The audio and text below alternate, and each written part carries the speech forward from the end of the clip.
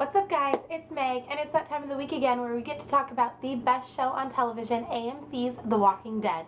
Today we're talking about Season 4, Episode 10, called Inmates. It was so amazing. Judith is back. Carol is back. I was not expecting Carol to come back at all this episode. What did you guys think of it? I absolutely loved it. I loved the time frame of everything and how some of the characters passed by where other characters were and they didn't know. It was just fantastic. I have so much to talk about today. Let's get right into it. So we start off with the episode seeing Daryl and Beth. I loved that they started with them. You guys know why. I absolutely love Daryl, and I've always really liked Beth. I've never had a problem with her, even though she's been a minor character. So seeing them together is like seeing the strongest character, the strongest person of the group, with one of the weakest people in the group. And it's really cool to kind of see their dynamic and how Daryl is really protecting her. I mean, there was a couple times in these first few scenes with them where she would not have made it if he hadn't been right there. So, you know, he's clearly having to carry her through and make sure that she's okay. But, you know, she's trying. And she's also been through quite a bit. She just watched her dad get murdered. And they've both lost everyone. They don't know who's alive. I really liked that Daryl was being so negative and she was trying so hard to be positive in the face of everything. I really like how Daryl's character is being played. It almost feels like he's back at season 1.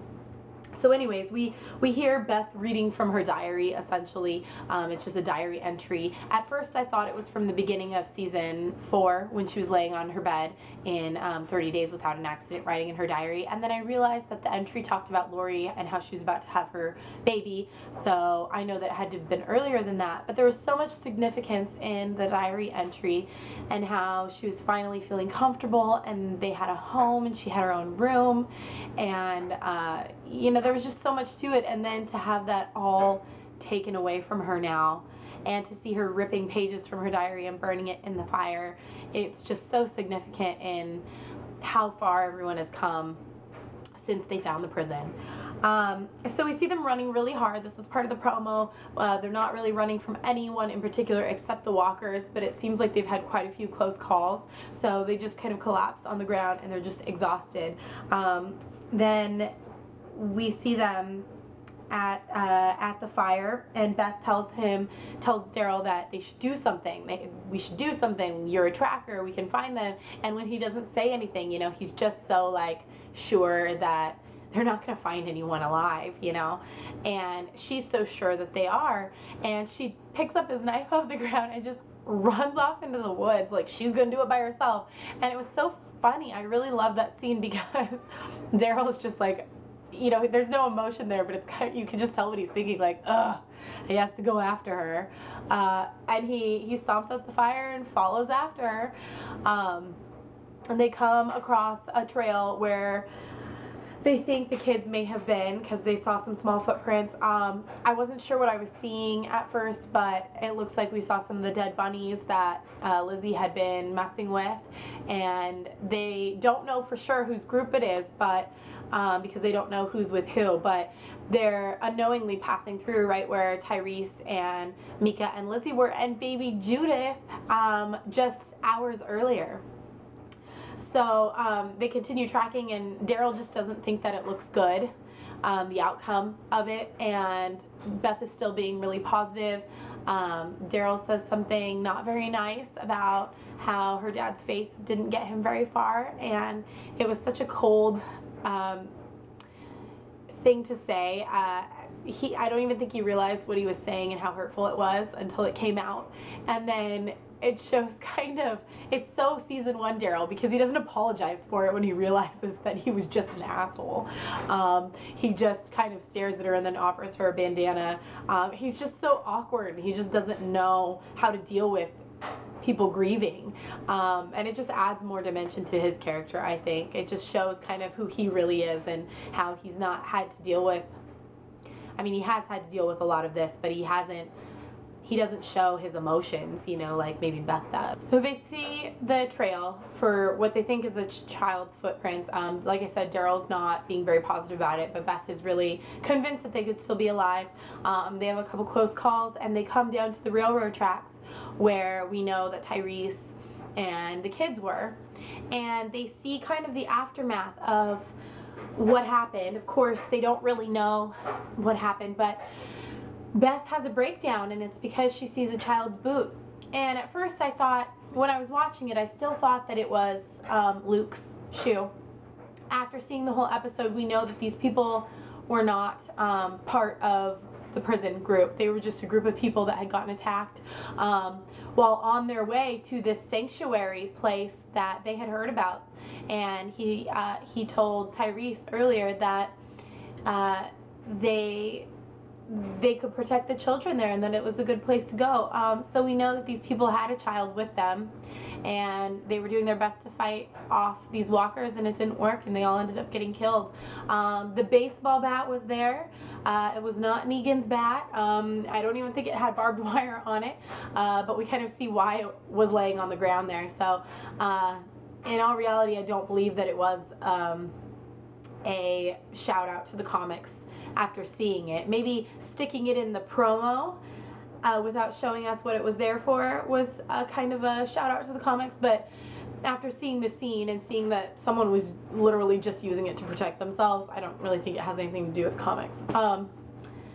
That all being said, I think that was the last time we saw Daryl and Beth this episode. Beth breaks down crying. You know, she didn't even really, she cried right when her dad died, but she's been so, you know, in the moment of running and escaping that she hasn't had a chance to really process all of her emotions, and she's still trying to hold everything in. And when she sees that child's boot, it's kind of just the moment where she knows that children aren't even safe in this world anymore. You can't protect children. And it's just so awful to know that the most innocent people that are left in the world are still so vulnerable to these walkers and being eaten, and you just can't protect them, and it's just awful. It's an awful thing to see that a child was just eaten by a walker, and I think it just really causes her to just break down and lose it. And Daryl kind of looks back at her, and I feel so bad for Beth because she doesn't have anyone there to comfort her, and he just doesn't know what to do. I just don't think he's ever had to deal with someone who's been so emotional with him. You know, he's just used to keeping his feelings inside. So I think that was the last that we saw of them, and then we moved on to Teresa's group, and that's where we kind of find out everything about them, and a lot of crazy stuff happened there. So let's get it. So I love the way that they introduced Lizzie and Mika and Tyrese and baby Judith. Now, I don't know about you guys, but of course, yet again, there was another spoiler, and I had two different instances of finding out that Judith was indeed alive, and it sucks. I know a lot of you like spoilers and like to know about things ahead of time. I am not one of those kind of people. So finding out something so significant that I've been waiting to find out forever, and not seeing it on TV during the show was really upsetting. And I don't blame any of you guys, because I know a lot of you guys love seeing that stuff, and I'm not mad at anyone at all, so please don't think that. It was just an unfortunate thing, and hopefully it doesn't happen anymore. I did not, however, get spoiled on Carol, and I am so happy about that because it was so shocking. I was not expecting her to be here at all. But let's get back to Lizzie and Mika and Tyrese and Judith. I absolutely loved how Mika says, I wish Carol was here, you know, and Lizzie's like, well, she's not, you know, and then Carol showed up at the end. I loved that. I also loved how we just see the back of Tyrese and his arms, and we're like, we know what's coming. We know, and we're waiting for it. And then he turns around with Judith, and it was still so exciting. Even having it spoiled for me, I was just so thrilled to finally really know that she's alive. I hoped, but I didn't necessarily believe that she was alive, and but I always hoped, and it's so good to see it. And I love that they played off the, you know, it's a new place, new experiences, and everyone knows that you cannot make a baby shut up for the life of you, except apparently if you try and suffocate it. But they always cry at the worst times ever. And of course, Judith, she doesn't know what's going on. She doesn't understand. All she knows is she's in a different weird place, and she's not being fed, and they're jostling her around. She doesn't have her toys, and she's upset about it. And she will not shut up, and it's freaking Mika out. And Tyrese is having to deal with 3 children while protecting them, and it's just kind of an awful circumstance for Tyrese to be in, because he's got to protect all of these kids, and he's just one person, you know, and it's really hard. Not to mention, it does look like he's injured on his arm. I did not see how that happened. I'm guessing a bullet grazed him or something. At first I thought he was bit, but I don't think so, because I think we would have seen that. Anyways, so we see at one point it gets dark, and Lizzie is kind of off to the side on a log, and she is cutting up bunnies. So now we know for sure that she was the one who had dissected the rabbit in the prison. So glad it wasn't Bob. I know a lot of people thought it was Bob, and I don't think that I've never thought that he was crazy or anything like that. So I'm really happy to be proved right on that. I just want to know how she gets a hold of all these bunnies, because it's not as if you can just go out in the woods and there's a bunny and you just grab the bunny. I don't get it, and I wish that they would explain it, because it just doesn't make sense to me how she's getting these bunnies.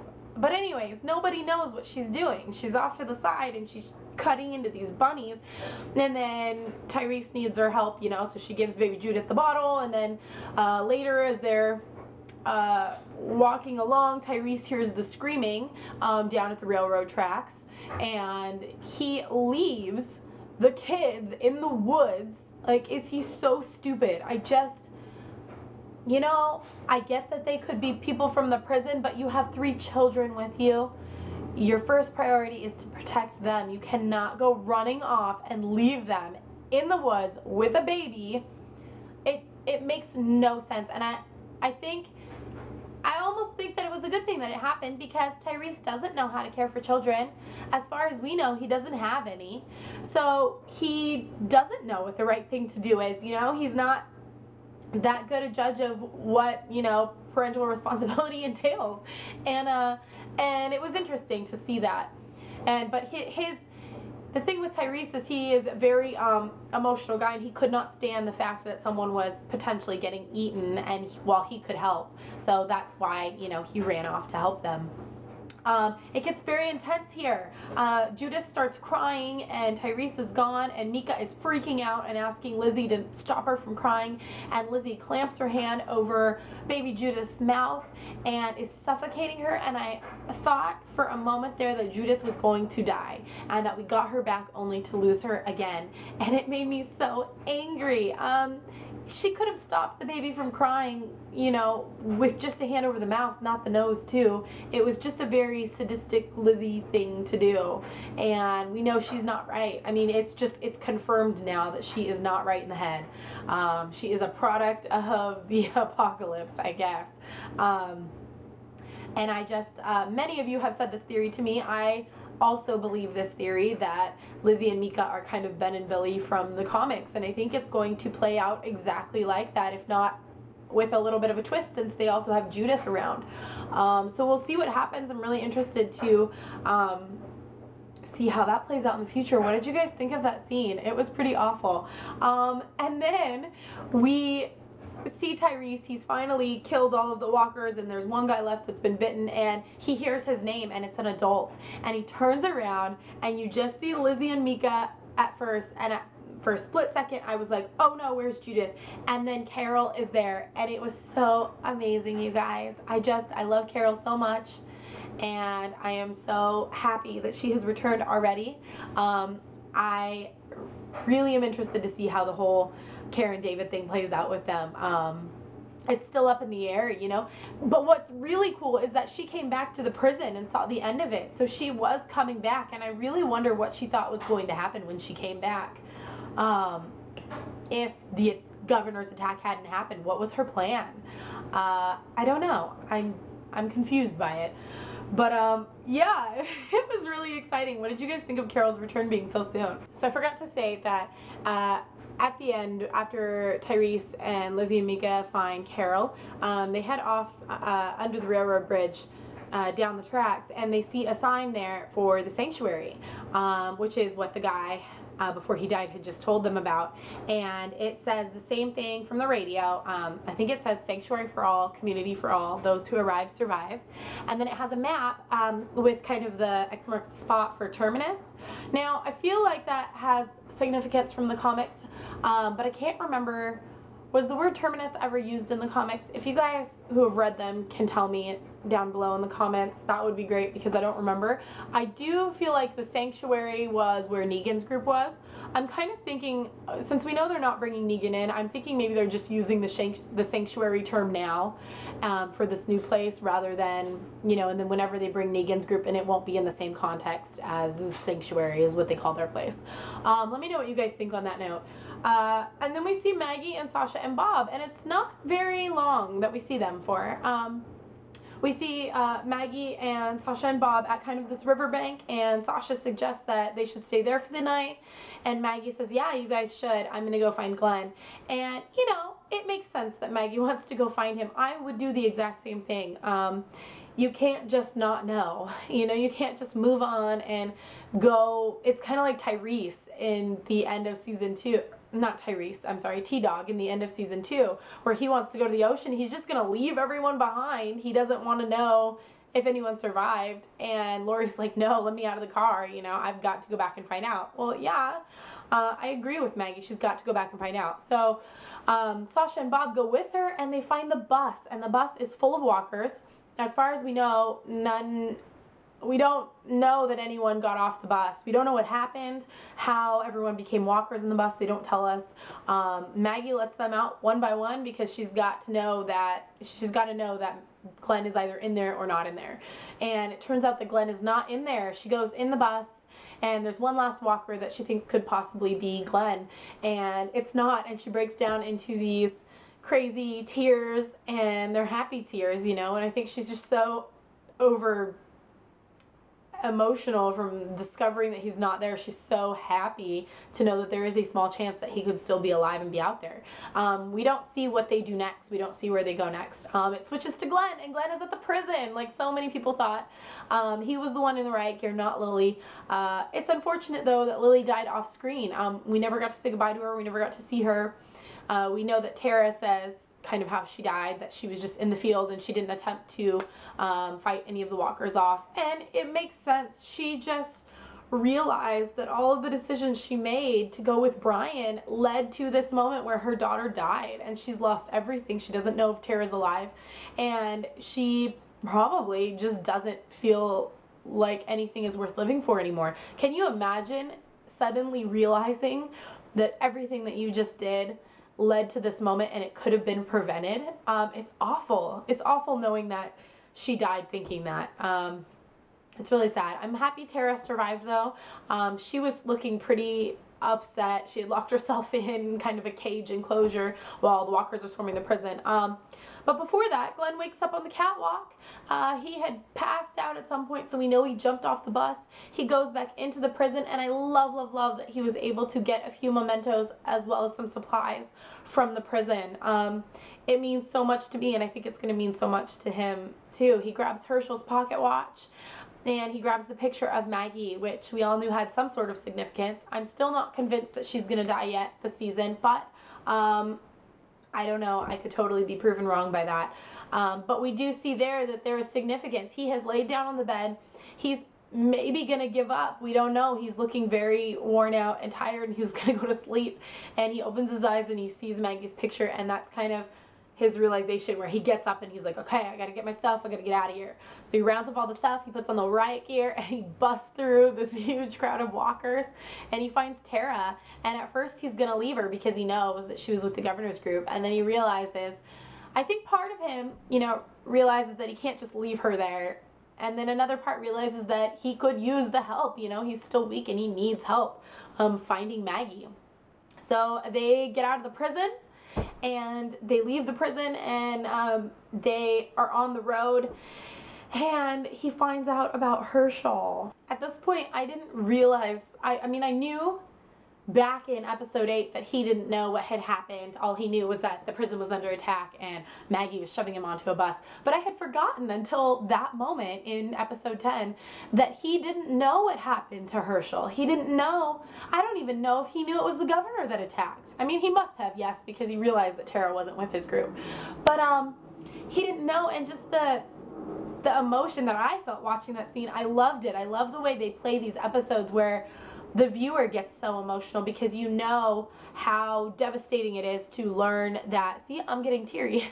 You learn how devastating, or you see how just how devastating it is for someone to suddenly discover that someone who is so loved amongst their group has died a horrible death. And we see Tara feeling so much guilt over it, and realizing that she, like she said, is just a piece of shit, you know, that she just did this horrible thing. And even though she didn't really help, she still feels so responsible for what happened. And they fight off a few walkers, and then a truck drives up, and I had forgotten that Abraham and Rosita and Eugene were supposed to show up in this episode, and it's like the last 2 minutes, and she's bashing a walker's head in, and she looks up and sees a truck just sitting there and must have driven up, and Abraham gets out, and Eugene and Rosita, and that image of them when they come to the front of the truck is straight from the comics, and it was so cool to see, even down to Eugene's satellite phone walkie-talkie. What was that? Yeah, it was just really neat. I can't wait to see what they have in store. I am just a little bit worried, though, that Abraham seems to, in the commercials, maybe put his foot down and refuse to let Glenn go off to find Maggie. I don't know. We'll see how that plays off. I know that he was very much a tough guy when he first met up with the group in the comics. So I'm interested to see how they play him. And then we also know that from interviews, they are introducing Rosita in a different way than from the comics. So this was kind of the same way in this, so I'm interested to see maybe how her character plays out and how it's different. Anyways, you guys, I think that's it. So excited to see what happens in the next coming episodes.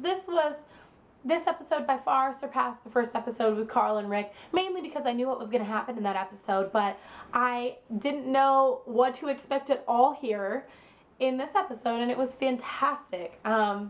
Alright, you guys, that is it. I hope you liked this. If you did, give it a big thumbs up, and I will see you guys potentially tomorrow doing a short little review of the promos. But if not, I will see you guys next Monday. I hope you have a fantastic week, and I will see you next time. Thanks so much. Bye.